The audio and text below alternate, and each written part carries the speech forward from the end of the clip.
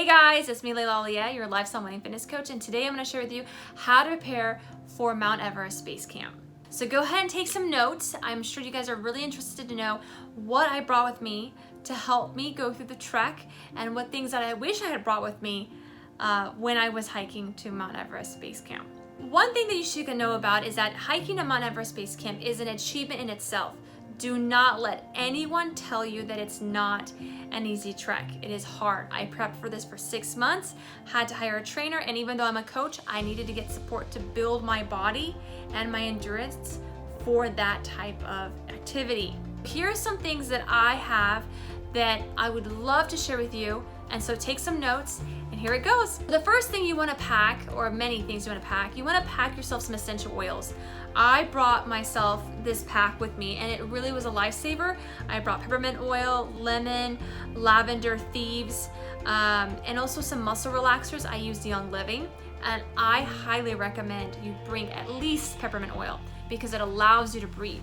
When it comes to picking a guide to go up Mount Everest, whether it's on the Tibetan side or the Nepal side, you want to make sure you have a really good leader. They can make or break your experience. So as you may have seen or will see in my next video or previous video, I had talked about that experience and how it was very scary. So you want to look for a leader that does morning briefings, that does midday briefings, afternoon briefings, safety briefings. They make sure that you feel comfortable.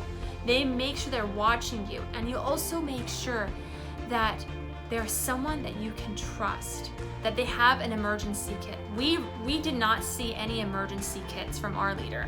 So someone that you can trust, and most importantly, having a guide that has no ego and has knowledge of the trek. And it also is really nice if that guide is humble. You want to get a water bottle that, like a Nalgene water bottle, that's something like this, or that you can put hot water in. That way when you're sleeping at night, you put it next to your stomach and it'll keep your core warm. I had done this based on advice by another trekker, and I'm so glad I did that because it allowed me to sleep and feel warm at night because it gets cold, really cold. The next tip is that you want to get more socks than you need. You may bring your thick socks, but bring more. The entire time I was on Mount Everest Base Camp, I wore 1 to 2 layers of socks. I had 4 layers on top, 2 layers on my legs, and I did not once take it off because I was that cold.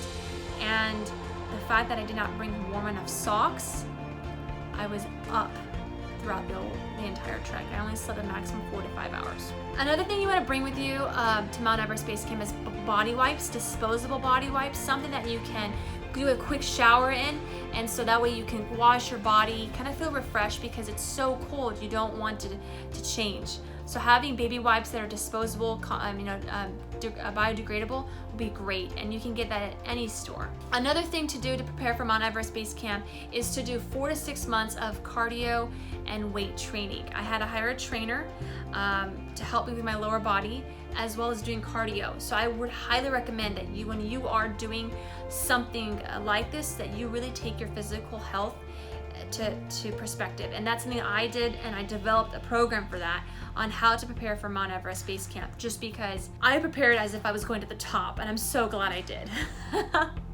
Because at the end of this trek, I lost 4 kilos and 8 pounds. So it's important that you have the strength to keep going. Another thing you want to bring is to bring Diamox. It helps with high altitude sickness. So that was something that really helped us, that's taking Diamox. Now you may feel tingling in your fingers and toes, but you want to take it 2 to 3 days before the trek so your body adapts to it, because it works differently if you're taking it for the first time when you're at a high altitude. You want to take it before so that when you go up on that altitude, your body knows how to adjust to it. One other thing I would advise is that when you are going to a place that's of high altitude, you want to maybe arrive a day or 2 before your team arrives so you can acclimatize. My husband and I did that for 24 hours, and it was really, really good that we did that because it was so hard to breathe that first night, and by the second day I could tell our bodies were adapting. Also, bring a nice camera. Take like an iPhone or Android. You want to have it near your chest so that way it doesn't get cold from freezing. And I used mine the entire time, filming and taking photos, and it was great. So you don't need to get anything bulky or fancy unless you want to, but a simple smartphone is great, but just have it by your chest. So you want to bring sunscreen with you, something like this that you can twist off, not the squirt kind, because it's gonna be hard to kind of get it out of the tube. But you want to get something like this, that way it's easy to put on your chest when you're sleeping, because we learned this the hard way. Our sunscreen, this sunscreen froze the night before. For one day, for half the day, we did not have sunscreen. So our nose and my hands were burnt. You want to get used to drinking more water than normal, which is 1 to 2 weeks before the trek, because you need to drink about 5 to 6 liters of water a day. Typically on a normal ground level surface, it's 3 liters a day.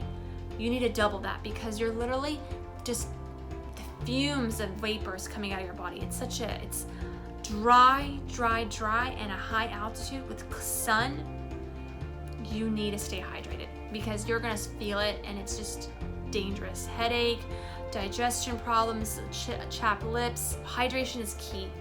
I did that, and I was so happy I did it. I was drinking a lot, yet I had to go to the restroom a lot, but at least I was continuously making sure I was hydrated, because dehydration is one of the most common symptoms when trekking as well. Be sure to bring lip balm with you, so that way your lips don't get chapped, or a face mask like a cloth. That way when you're breathing in, you're not breathing in the dry air, you're breathing in some moisture. So it's able to keep your face from the sun, but also help your breathing better. And I used 1 drop of peppermint oil, and that was like a game changer for me and a lot of people. You want to also bring snacks, like sweet and salty snacks, because you're gonna be sweating a lot, you need electrolytes. We were walking 20 to 41,000 steps a day. That's over 3,000 calories a day. And you need to fuel yourself. So be prepared to bring snacks with you, and also don't feel bad for eating carbs. I only ate carbs and veggies the entire time. I couldn't even have any eggs, no meat, because the altitude was so high. So when it comes to preparing and trekking, do not hesitate when it comes to eating.